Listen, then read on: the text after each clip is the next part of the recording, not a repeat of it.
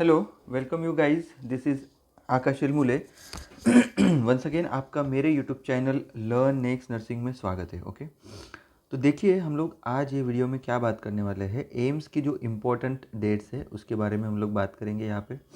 ठीक है, कि एम्स की एडवर्टाइजमेंट आई है और कुछ इम्पोर्टेंट डेट्स है वो भी देखना है हमको।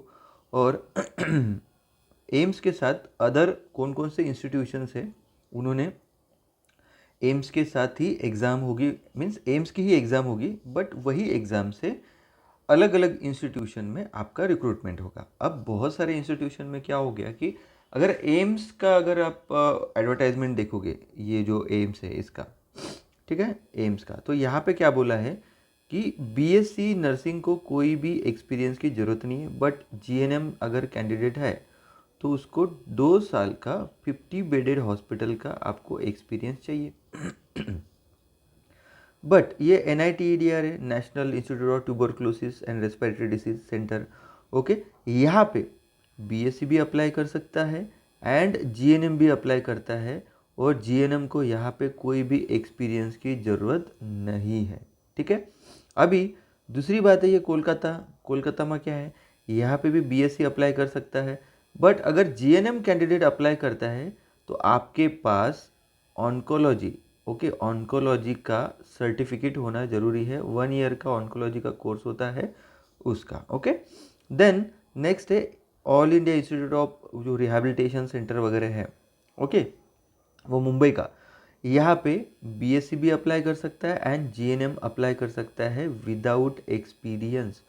तो यहाँ पे हम लोग ये वीडियो में क्या बात करेंगे कि जीएनएम कैंडिडेट है, बहुत सारे जीएनएम कैंडिडेट की फ्रेशर है, वो सोचते हैं कि सर एम्स तो हम दे ही नहीं सकते क्योंकि हमारे पास 2 साल का एक्सपीरियंस चाहिए। तो बेटा मैं बता दूं कि एम्स का ही आपको फॉर्म भरना है। ओके, बट एग्ज़ाम भी देना है आपको, प्री देना है, मेंस देना है, अभी नया पैटर्न है वो भी उसके हिसाब से। अब प्री में अगर आपका सिलेक्शन हो जाता है तो आप मेंस में चले जाओगे। बट बात है कि जब आपका प्रीफरेंस भरने, जब आपका प्री भी क्लियर हो गया, मेंस भी क्लियर हो गया, तो आपको प्रीफरेंसेस भरने पड़ेंगे। तो प्रीफरेंस के टाइम पे फिर आप सिर्फ ऑल इंडिया इंस्टीट्यूट ऑफ जो फिजिकल रिहैबिलिटेशन सेंटर है वो मुंबई का, वो डालना है जीएनएम कैंडिडेट ने, जिनके पास एक्सपीरियंस नहीं है वो, एंड उसके बाद NITRD। ओके, ये 2 इंस्टीट्यूशन आप डाल सकते हो। ये 2 इंस्टीट्यूशन के लिए अगर आप जीएनएम भी हो और आपके पास कोई भी एक्सपीरियंस नहीं है तो भी आप अप्लाई कर सकते हो। ये बात क्लियर हो गई है। अभी मैं एडवर्टाइजमेंट भी दिखा देता हूँ यहाँ पे। अब यहाँ पे देख सकते हो आप NIT, national institute of tuberculosis and respiratory disease. Okay, same level 7 की पोस्ट है। क्या पूछा है, diploma BSc nursing, GNM BSc nursing, PBBSc nursing, आपका कोई भी स्टेट से हो, कोई भी नर्सिंग काउंसिल का रजिस्ट्रेशन है, आप एलिजिबल हो। यहाँ पे कुछ बोला ही नहीं है कि नहीं बाबा जीएनएम को 2 साल का एक्सपीरियंस चाहिए। ओके, और दूसरी बात, अपर एज 35 ईयर्स है, मोस्ट इम्पॉर्टेंट है, अपर एज 35 ईयर्स। ओके, तो इसका मतलब होता है, क्या होता है, देखो, नहीं यहाँ पे थोड़ा सा इन्होंने रॉन्ग कर दिया है। ठीक है,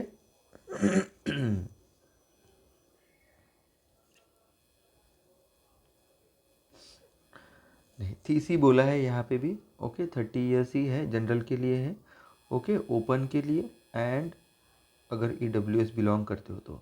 ओके, अगर आप OBC हो तो 3 साल का रिलैक्सेशन मिलेगा, आप SC ST हो तो 5 साल का। ओके, ओपन के लिए 30, SC ST के लिए 35 एंड OBC के लिए 33। ST and open and EWS। Okay, बाकी ये तो आपको पता है क्योंकि नॉर्सेट का जो हमने वीडियो बनाया था उसमें सब कुछ ये ऑलरेडी हमने दिया था। ओके, इसका भी एग्ज़ाम उसी दिन है, तो नॉर्सेट के साथ ही एग्ज़ाम होगा, ध्यान में रखना। ओके, अगर SC ST है, आपने एग्ज़ाम दे दिया तो आपको फ़ीस भी वापस मिल जाएगा। ओके, अब इसकी वैकेंसी कितनी है वो देख लेते हैं हम। तो national institute of tuberculosis and respiratory disease में वैकेंसी टोटल बनती है 7 वैकेंसी है। ठीक है, 2 ओपन की है, OBC SC की नहीं है, तो आपको ओपन से ही फॉर्म भरना पड़ेगा। एससी की 2 है, एसटी की 1 है, ईडब्ल्यूएस की 1 है, पीडब्ल्यूडी की 1 है, टोटल 7 पोस्ट है। ओके, अब नेक्स्ट देख लेते हैं हम AIIPMER मुंबई की। ओके ओके, ये एडवर्टाइजमेंट में आप देख सकते हो, ठीक है, all India institute of physical medicine and rehabilitation Mumbai. Okay, नॉर्सेट के साथ ही होने वाला है, सैलरी भी बढ़िया सैलरी है, वही है आपका सैलरी 44,900 का ही जाएगा, नर्सिंग ऑफिसर का ही पोस्ट है। ओके, क्वालिफिकेशन क्या है, डिग्री और diploma in general nursing and midwifery. Experience preferred है, अगर आपको एक्सपीरियंस रिहैबिलिटेशन का एक्सपीरियंस है तो आपको प्रेफरेंस दिया जाएगा, बट मैंडेटरी नहीं है।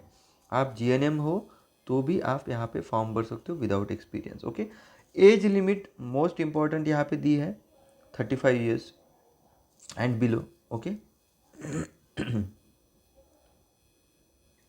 तो मेन चीज़ है इसके लिए अपर एज 35 है।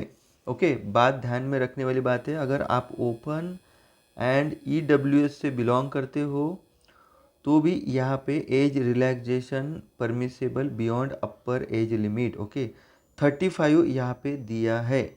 ओके, अगर आप ओबीसी से बिलोंग करते हो तो और 3 साल 38 ईयर आप यहाँ पे लेके चल सकते हो। ओके, एज पर दी एडवर्टाइजमेंट। ओके, ठीक है, ऐसी एडवर्टाइजमेंट यहाँ पे दिख रही है। ओके, अब इसका भी फीस सेम ही है, एग्ज़ाम भी वही होने वाला है। पहला एग्ज़ाम जो प्री रहेगा वो 14 तारीख को है और मेंस आपका 5 मई का है। ओके, ठीक है, ध्यान में रखने वाली बात यही है कि आप विदाउट एक्सपीरियंस यहाँ पे अप्लाई कर सकते हो। अभी हम CNCI कोलकाता की देखेंगे, हम ये वाली एडवर्टाइजमेंट देख लेते हैं। ठीक है,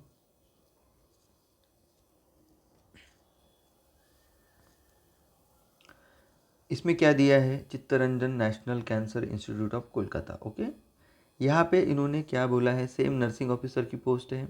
okay, general nursing plus diploma in oncology nursing. Okay, GNM plus अगर 1 ईयर का ऑनको का अगर आपके पास कोई सर्टिफिकेट है, डिप्लोमा है तो आप अप्लाई बीएससी नर्सिंग डायरेक्टली कर सकता है, पीबीबीएससी नर्सिंग डायरेक्टली कर सकता है। बट ओनली अगर जनरल नर्सिंग है आपके हुआ है, सिर्फ नर्सिंग ही हुआ है, तो आपको कम से कम 50 बेड हॉस्पिटल में 2 साल का एक्सपीरियंस चाहिए। ओके, इधर भी उन्होंने बोला है कि not exceed more than 35 years of age. Okay, तो अपर एज लिमिट कितना है, अपर एज लिमिट 35 है। अगर आप ओपन से बिलोंग करते हो, ओके, तो 35 ईयर्स है ओपन एंड ईडब्ल्यूएस, इसके लिए कितना है 35। SC ST तो आप 40 चले जाओगे, मीन्स 35 + 5। OBC है तो 35 + 3 38 ईयर्स। ओके, ये बहुत अच्छी बात है, ये सभी को नहीं पता है, इसके वजह से मैं ये वीडियो यहाँ पे कर रहा हूँ। ओके, ठीक है, यहाँ पे सेम ही एग्ज़ाम नॉर्सेट जैसे होने वाला है। ठीक है, अभी हम लोग यहाँ पे बात कर लेते हैं कि इसकी भी वैकेंसी 15 वैकेंसी है। देखो टोटल 15 वैकेंसी यहाँ पे दिख रही है, CNCI कोलकाता। ओके, जो मुंबई का था, मुंबई में वैकेंसी ओनली 1 वैकेंसी है। ओके, ठीक है, वो भी OBC की वैकेंसी है मुंबई की। ओके, ठीक है, इन नॉर्सेट की जो वैकेंसी है ये अपन ने ऑलरेडी बना ली है। टोटल मैं सोच रहा हूँ 3,500 के आसपास ये नर्सिंग ऑफिसर की टोटल वैकेंसीज आएंगी। ओके, नर्सिंग ऑफिसर की टोटल।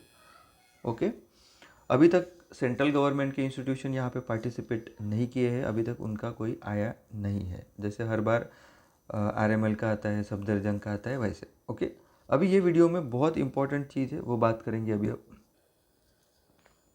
अब यहाँ पे देखेंगे, अगर आप कोई कास्ट या कैटेगरी से अप्लाई करते हो, जैसे अभी जो सेंट्रल गवर्नमेंट है उसमें क्या रहता है, OBC SC ST, okay, open EWS, okay, ऐसी कास्ट होती है। ठीक है, अब इन्होंने क्या बोला है, ये जो नॉर्सेट की वैकेंसी आई है ये अभी मार्च में आई है, मार्च 24 में। ओके, बट ये कंप्लीट हुआ है क्या, नहीं है। इसके वजह से देखो ये सभी को, अब महाराष्ट्र में बहुत सारे बच्चे हैं कि अलग अलग कास्ट आती है, या कोई भी स्टेट की अलग अलग कास्ट हो सकती है, बट सेंट्रल में ये 4 या 5 ही कास्ट होती है। ओके, 4 ही कास्ट हम पकड़ के चलते हैं, OBC, SC, ST and the EWS. Okay, ठीक है। तो सेंट्रल कास्ट होना बहुत ज़रूरी है। ओके, सेंट्रल कास्ट आपको निकालनी पड़ेगी कोई भी सेंट्रल गवर्नमेंट की अगर वैकेंसी आती है।